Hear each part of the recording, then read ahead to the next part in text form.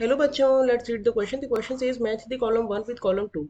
So in column 1 we have given in A 2H2 plus O2 giving 2H2O, 1 gram of H2 and O2 taken. In B we have given 3H2O 1 gram and N2 1 gram reacting to give 2NH2 2NH3. In C we have given H2 is reacting with Cl2 to give 2HCl, H2 and Cl2 taken 1 gram. In D we have given 2H2 plus carbon reacting to give CH4. Both H2 and carbon are taken 1 gram. In column 2 we have given P as 1.028 gram, Q as 1.333 gram, R as 1.125 gram and S as 1.214 gram. Option 1 says A is matching with Q, B is matching with R, C is matching with P, D is matching with S. Option 2 says A is matching with P, B is matching with Q, C is matching with S and D is matching with R. Option 3 says A is matching with R, B is matching with S, C is matching with P and D is matching with Q. And option 4 says A is matching with S, B is matching with Q, C is matching with P and D is matching with R. First of all, we will check the key concept of the question.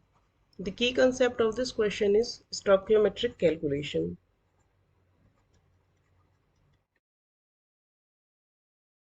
So what are stoichiometric calculation? This is our key concept. So stoichiometric calculations are basically to calculate the amount of product formed and reactants used on the basis of balanced chemical equation.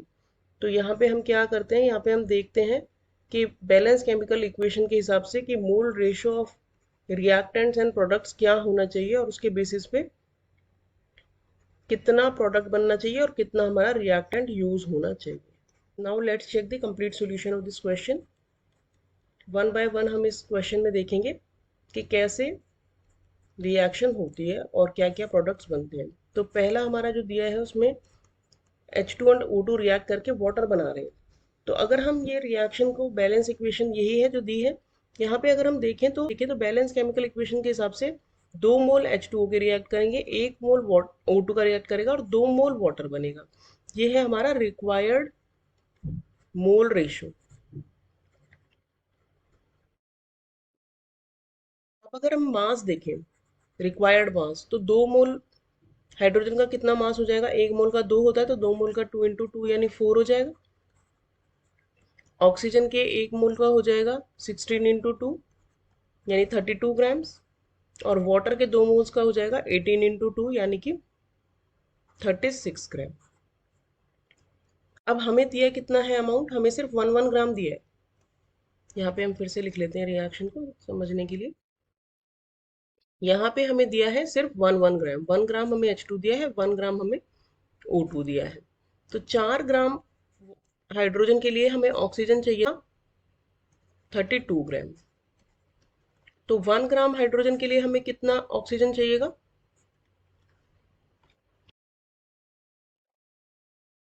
तो 1 gram hydrogen के लिए हमें कितना oxygen चाहिएगा, 32/4 यानी कि 8 ग्राम O2 चाहिएगा. लेकिन हमारे पास O2 कितना है, सिर्फ 1 ग्राम है. तो जो रिएक्टेंट जितना चाहिए हमें बैलेंस केमिकल इक्वेशन पे, उसके कंपैरिजन में अगर कम चाहिए होता है तो उसको हम बोलते हैं लिमिटिंग रिएजेंट. तो यहाँ पे हम ऑक्सीजन हमारा हो गया लिमिटिंग रिएजेंट. तो लिमिटिंग रिएजेंट जो होता है वही डिसाइड करता है कि कितना प्रोडक्ट बनेगा. क्योंकि वो कम मात्रा में है तो वही जो है मेन फैक्टर की तरह काम करेगा कि कितना हम ले तो कितना बनेगा. अगर हम देखें इस हिसाब से तो हमने क्वेश्चन में देखा था कि 30, हमने बैलेंस इक्वेशन से देखा था कि 32 ग्राम जो ऑक्सीजन है वो 36 ग्राम वाटर बनाता है. तो अगर हम 1 ग्राम ऑक्सीजन लेंगे तो कितना वाटर बनेगा, 36/32. तो ये होता है 1.125 ग्राम. तो 36 1.125 हमें दिया है आर में, तो हम कह सकते हैं A is matching with R. Next अगर हम बी की बात करें तो उसमें दिया है 3H2 reacting with N2 giving 2 ammonia. यहाँ पे हमें रिक्वायर्ड जो रेशो है मोल रेशो, वो 3 मोल हाइड्रोजन के चाहिए, 1 मोल नाइट्रोजन का, तो 2 मोल अमोनिया बनेगा. अगर मास देखें तो 3 × 2 यानी कि 6 ग्राम हाइड्रोजन, 14 × 2 यानी 28 ग्राम नाइट्रोजन रिएक्ट करके बनाएंगे 17 × 2 यानी 34 ग्राम अमोनिया। हम देखें तो 6 ग्राम हाइड्रोजन के लिए हमें नाइट्रोजन चाहिए था 28 ग्राम, लेकिन हमें सिर्फ 1 ग्राम हाइड्रोजन दिया है, तो 1 ग्राम हाइड्रोजन के लिए हमें कितना नाइट्रोजन चाहिएगा, 28/6, यानी कि अप्रोक्सीमेटली 4.67 ग्राम, जबकि हमारे पास कितना है 1 ग्राम। तो यहाँ पे हमारा अगेन सेम तरीके से लिमिटिंग रिएजेंट हो गया नाइट्रोजन, क्योंकि जितना चाहिए उससे हमें कम मात्रा में प्रेजेंट है। तो ये डिसाइडिंग फैक्टर हो गया। 8 ग्राम जो नाइट्रोजन गैस थी वो हमें दे रहा था 34 ग्राम अमोनिया। अब 1 ग्राम नाइट्रोजन हमें कितना अमोनिया देगा,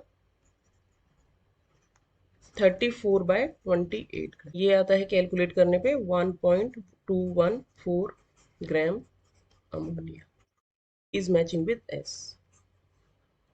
नेक्स्ट अगर हम देखें, रिएक्शन हमें सी में दी है H2 plus Cl2 reacting to give 2HCl।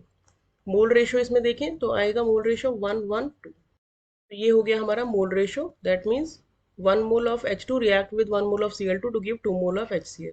मास में अगर हम देखें तो मास, हाइड्रोजन का मास हो जाएगा 2 ग्राम, H2 की 1 मोल मॉलिक्यूल का, H2 के 1 मोल का, Cl2 के 1 मोल का मास होगा 35.5 इंटू 2 यानी 71 ग्राम। और HCl कितना बनेगा, HCl बनेगा 1 प्लस 35.5, ये हो गया HCl के 1 मोल का इंटू 2 यानी कि 73 ग्राम। टू बैलेंस्ड इक्वेशन 2 ग्राम H2 गिव्स रिएक्ट्स विद 71 ग्राम Cl2।